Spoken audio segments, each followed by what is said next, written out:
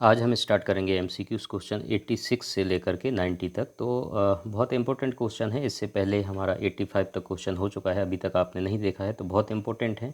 Full explain वाले videos हैं जिसमें आपको समझ में आएगा, तो पूरा वीडियो ज़रूर देखिएगा।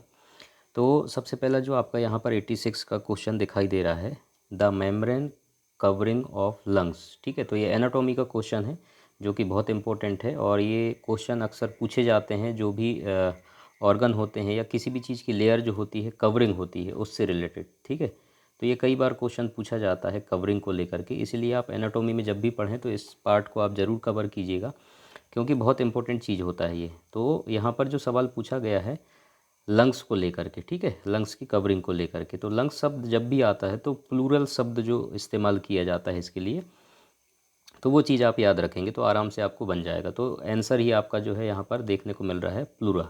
ठीक है, बाकी चीज़ें जो यहाँ पर लिखे हुए हैं इनका भी हम देख लेते हैं क्या क्या चीज़ है। उसके बाद बी वाला ऑप्शन जो है पेरिटोनियम। ठीक, तो पेरिटोनियम का मतलब जो है ये आपका एब्डोमिनल कैविटी जो होती है उसकी लाइंस जो होती है। ठीक है, कौन सा? Abdominal cavity, abdominal cavity. तो ये जब आप एनाटॉमी पढ़ेंगे तब आपको लेयर जो है पूरा डिटेल में पढ़ाने को वहाँ पर देखने को मिलेगा, तब आपको समझ में आ जाएगा। तो पेरिटोनियम किससे रिलेटेड है? एब्डोमिनल कैविटी से। अगला हमारा दिया हुआ है स्क्लेरा। स्क्लेरा आई से रिलेटेड है। ठीक, तो ये part of the eye commonly known as a white, जो वाइट पार्ट होता है आपके आँख का। ठीक, जो सराउंड्स जो कॉर्निया रहता है। ठीक है, तो वाइट पार्ट जो आपको दिखाई देता है स्क्लेरा उसको बोलते हैं। जब आई का पूरा एनाटॉमी पढ़ेंगे तब आपको वहाँ पर ये चीज़ मिल जाएगा। इसके बाद पेरिकार्डियम। तो कार्डियम शब्द जो है ये हार्ट से रिलेटेड है। किससे? हार्ट से। जब भी कार्डियम शब्द आएगा ये आपके किससे रिलेटेड है? हार्ट से। तो आपको आराम से समझ में आ जाएगा। तो पेरिकार्डियम लेयर कहाँ पर है? आपका हार्ट में।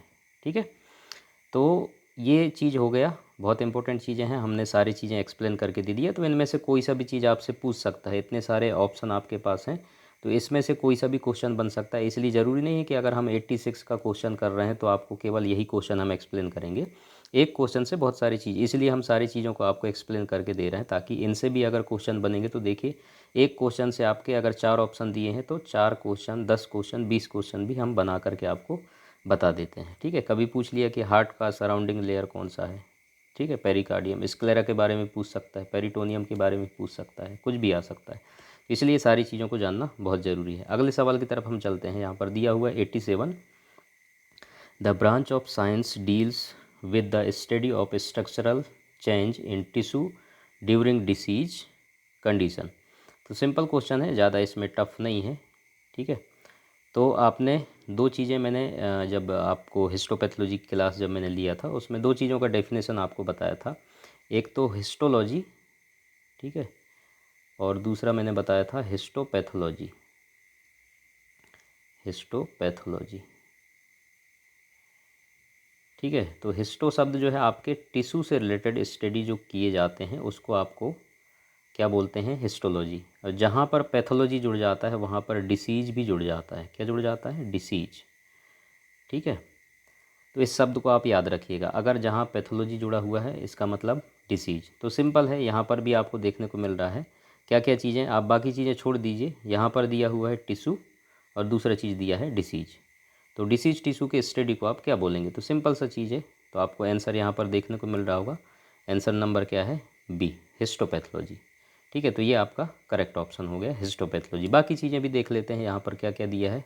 पहले नंबर पे दिया हुआ है क्लिनिकल पैथोलॉजी। तो clinical pathology study of clinical pathology में आप क्या जाएंगे? Diagnosis of disease based on the laboratory analytic, जो भी बॉडी फ्लूइड्स होते हैं। कौन से? Body fluids. ठीक है, तो ये भी आपके लेबोरेटरीज़ के पार्ट्स ही हैं। क्लिनिकल पैथोलॉजी आपको ब्रांच देखने को मिलते होंगे जब भी आप लैब में जाते होंगे। तो उसके अलावा यहाँ पर दिया है साइटोपैथोलॉजी, ये भी आपके लैब का ही ब्रांच है। तो साइटोपैथोलॉजी में साइटो शब्द जुड़ा हुआ है, इसका मतलब सेल। अब मैंने फिर से बोला है पैथोलॉजी जुड़ा हुआ है, इसका मतलब डिसीज। ठीक है, सिंपल। तो इन चीज़ों को आपको याद रखना है तो आसानी से आपको बन जाएगा इस तरीके से। उसके बाद साइटोजेनेटिक्स, साइटो शब्द जुड़ा हुआ है, इसका मतलब यहाँ पर फिर से अगेन क्या हो जाएगा? सेल। लेकिन यहाँ पर जेनेटिक्स शब्द जुड़ गया है आगे, तो जेनेटिक्स आपको पता होगा, जेनेटिक्स मटेरियल, डीएनए, आरएनए। ठीक है, तो वो सारी चीज़ें हो जाते हैं। तो ये जो साइटोजेनेटिक्स ये होता है study of chromosomes which are longs strands of DNA and protein that contain most of the genetic information in the cell. तो सेल में जो भी जेनेटिक इन्फॉर्मेशन होते हैं तो वो सारे स्टडी आपके कौन सा कहलाता है, साइटोजेनेटिक्स कहलाता है। ठीक है, तो नाम में ही सारी चीज़ें छुपे हुए रहते हैं, आपको केवल समझना है उनको, सिंपल। तो इनमें से कोई सा भी चीज़ पूछा जा सकता है, इसलिए आपके सारे ब्रांच आपको पता होना चाहिए, कौन से ब्रांच में कौन सा स्टडी किया जाता है, किसका स्टडी किया जाता है। ये तो आपको स्टार्टिंग में ही पढ़ा दिया जाता है, जब आप फर्स्ट ईयर में जैसे ही ज्वाइन करते हैं तो आपको सारे ब्रांच के बारे में बताया जाता है, तो आपको पता होना चाहिए।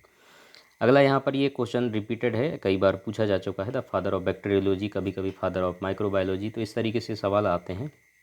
तो यहाँ पर आपको देखने को मिल रहा होगा द फादर ऑफ बैक्टीरियोलॉजी, तो बैक्टीरियोलॉजी के फादर कौन है, कई सारे आंसर आपको देखने को मिल जाते हैं, लेकिन हम यहाँ पर आपको बताएंगे द फादर ऑफ बैक्टीरियोलॉजी। तो आपका करेक्ट ऑप्शन हो जाएगा बी नंबर का, रॉबर्ट कोच, इसको आप फादर ऑफ बैक्टीरियोलॉजी कहा जाता है। ठीक है, उसके बाद A.V. लीवेनहॉग, इसका शॉर्ट फॉर्म है, तो ये फादर ऑफ माइक्रोबायोलॉजी के नाम से जाने जाते हैं। इसके बाद एडवर्ड जेनर जो है ये फादर ऑफ इम्यूनोलॉजी। ठीक है, स्मॉल पॉक्स का वैक्सीन के बारे में आपने सुना होगा, तो ये एडवर्ड जेनर ने उसका डिस्कवर किया। उसके बाद जो है रोडोल्फ, तो रोडोल्फ साइंटिस्ट जो है इसको मॉडर्न पैथोलॉजी का फादर कहा जाता है। किसका? Modern pathology. तो ये आप याद रखिएगा, जितने भी साइंटिस्ट हैं बहुत इंपॉर्टेंट है, उनके बारे में भी पूछे जाते हैं, इसलिए आप सबके बारे में आपको जानकारी होना बहुत इंपॉर्टेंट है। तो कोई भी चीज़ आपको मिस नहीं करना है, जो भी चीज़ें हैं जैसे मैंने आपको बता दिया ब्रांच के बारे में, उसके बाद साइंटिस्ट भी बहुत इंपॉर्टेंट है हमारे साइंस में। जब भी हम पढ़ते हैं तो ये सारी चीज़ें, किसने क्या डिस्कवर किया है, किसको किस नाम से पुकारा जाता है, तो बहुत इंपॉर्टेंट चीज़ें। ये अगला 89 का क्वेश्चन बहुत सिंपल है। Widal test is used for diagnosis of, Widal test हम किसके लिए लगाते हैं, तो सिंपल है, टाइफॉइड के लिए हम विडाल टेस्ट करते हैं। साल्मोनेला आपने सुना होगा स्पीसीज। ठीक है, तो ये भी बहुत इंपॉर्टेंट क्वेश्चन है और आसान भी है। अगला यहाँ पर हम ऑप्शन देख लेते हैं क्या क्या है। एंथ्रेक्स दिया हुआ है, तो यहाँ पर एंथ्रेक्स जो है, तो एंथ्रेक्स, बैसिलस एंथ्रेक्स के बारे में आप लोगों ने पढ़ा होगा, अच्छे से पढ़ा होगा। ठीक है, तो इसके बहुत सारे आप डायग्नोसिस करते हैं। डायग्नोसिस पार्ट बहुत इंपॉर्टेंट है, याद रखिएगा, माइक्रोबायोलॉजी में जब भी आप पढ़ेंगे तो डायग्नोसिस पार्ट को बहुत अच्छे से पढ़िएगा। उसके में सैंपल कौन कौन से लेते हैं, इनमें से बहुत सारे क्वेश्चन बनते हैं। इसमें आप ग्राम स्टेन भी कर सकते हैं। ठीक है, रॉड शेप आपका ग्राम पॉजिटिव दिखाई देते हैं। इसके बाद इसका आप एलाइजा टेस्ट भी कर सकते हैं। इसके अलावा सी ब्लड अगार आप कल्चर कर सकते हैं, जेलेटिन स्टेप कल्चर कर सकते हैं। ठीक, उसके बाद अलावा एस्कोली टेस्ट भी करते हैं इसके लिए, तो ये आप याद रखिए। इसके अलावा PCR भी टेस्ट कर सकते हैं आप, तो ये बहुत सारे टेस्ट आप एंथ्रेक्स के लिए कर सकते हैं। इसके अलावा अगला ऑप्शन आपका दिया हुआ है चिकन पॉक्स, तो चिकन पॉक्स के लिए आप क्या करेंगे, आइसोलेशन करेंगे आप जो भी वेसिकुलर फ्लूइड होते हैं उनका। उसके अलावा स्टैंड भी कर सकते हैं आप इसको। उसके अलावा सीरोलॉजिकल टेस्ट अगर हम बात करेंगे तो वेरिसिला IgM एंटीबॉडी। ठीक है, कौन सा, ये आप याद रखिएगा, वेरिसिला IgM एंटीबॉडी, तो ये टेस्ट भी करते हैं। इसके अलावा एलाइजा। ठीक है, तो इनके बारे में हम पढ़ रहे हैं। इसके अलावा सिफिलिस बहुत इंपॉर्टेंट है, सिफिलिस के बारे में तो आप लोग पढ़ ही लिए होंगे कई बार, इसका डायग्नोसिस भी इंपॉर्टेंट है, क्वेश्चन इसका अक्सर बनता है सिफिलिस के ऊपर। ठीक है, किसके द्वारा फैलता है, ट्रिपोनोमा पैलिडम, ये मुजुबानी आपको पता होना चाहिए। अब इसके अगर डायग्नोसिस की बात करें तो मोस्ट इंपॉर्टेंट VDRL, इसका कई बार फुल फॉर्म भी पूछता है, इसलिए VDRL का फुल फॉर्म आप सभी लोगों को पता होगा, कमेंट्स करके आप ज़रूर बताइएगा। ठीक है, इसके अलावा RPR, कौन सा, सॉरी, इसके अलावा है VDRL, इसका फुल फॉर्म आप कमेंट्स करके बताएंगे मेरे को। इसके अलावा RPR, तो ये दो टेस्ट हैं बहुत इंपॉर्टेंट है, इसमें दोनों का मेरे को फुल फॉर्म आप कमेंट्स करके बताइएगा। ये आपका होमवर्क मैं दे रहा हूँ, आप कमेंट्स करके मेरे को बता दीजिए। ठीक, तो ये दो टेस्ट बहुत इंपॉर्टेंट है इसमें, जो कि आप सिफिलिस के लिए करते हैं। चलिए अगले क्वेश्चन की तरफ चलते हैं। 90 नंबर का क्वेश्चन बहुत आसान है, जनरल क्वेश्चन है, जो कि नॉर्मल वैल्यू आपसे पूछा गया है। Fasting blood sugar FBS। ठीक है, तो फास्टिंग ब्लड शुगर की नॉर्मल वैल्यू आपको पता होना चाहिए, और यहाँ से देख के भी आप बता सकते हैं। देखिए डी वाला ऑप्शन तो बिल्कुल भी नहीं आएगा, 50 से 60 ये हटा ही दो। ठीक है, इसके अलावा आपका 180 क्वेश्चन जो दिया हुआ है आपको देखने को मिल रहा होगा। ठीक है, इसमें परसेंटेज नहीं लगा हुआ है, इसमें परसेंटेज आप लगा दीजिएगा। चलिए, तो यहाँ पर आपको देखने को मिल रहा होगा। और 180 से 200 ये भी बिल्कुल भी नहीं हो सकता, नॉर्मल वैल्यू। ठीक है, नॉर्मल वैल्यू पूछा हुआ है। 140 से 160 ये भी बहुत हाई है, तो ये भी नहीं हो सकता। तो करेक्ट ऑप्शन आपका कौन सा हो जाएगा, ए नंबर का हो जाएगा। ठीक है, डी नंबर तो बहुत ही कम दे दिया है, तो ये ऑप्शन ही नहीं हुआ। ये बहुत हाई दे दिया है सी नंबर का, ये भी नहीं हो सकता। 140 से 160 ये भी ज़्यादा दिया है, तो ये भी नहीं हो सकता। तो 70 से 110। ठीक है, बाकी एक होमवर्क और मैं आपको दे देता हूँ। चाहता तो मैं बता सकता था, लेकिन नहीं बता रहा हूँ। ठीक है, तो आपको जो है पोस्ट पेरेंडियल ब्लड शुगर का नॉर्मल वैल्यू, FBS, ठीक है, पोस्ट पेरेंडियल का भी आपको बताना है। उसके बाद RBS, ये तीनों के मेरे को नॉर्मल वैल्यू आप कमेंट्स करके बताएंगे कमेंट बॉक्स में। तीनों की नॉर्मल वैल्यू आपको पता होना चाहिए। बहुत बेसिक सवाल है, कभी भी कहीं से भी पूछा जा सकता है, इसलिए जो है आपको ये मुजुबानी पता होना चाहिए। ठीक है, इनका नॉर्मल वैल्यू आप मेरे को कमेंट्स करके बताएंगे। तो ये थे आज के क्वेश्चन। इसके अलावा हम जल्द से जल्द कोशिश करेंगे और भी इम्पोर्टेंट क्वेश्चन आप लोगों के लिए लेकर आने के लिए। आगे भी हम इसी तरीके से लाते रहेंगे। चैनल को सब्सक्राइब करके रखिए, बेल आइकन दबा के रखिए, ताकि नोटिफिकेशन आपको मिलता ही रहे। और इसके अलावा आप मेरे को फेसबुक, इंस्टाग्राम पे भी फॉलो कर सकते हैं, ट्विटर हैंडल पर भी मेरे को फॉलो कर सकते हैं। और बुक्स वगैरह की रिक्वायरमेंट है, डिस्क्रिप्शन पे आप जाएंगे तो आपको बुक्स वगैरह भी मिल जाएंगे। Thank you so much.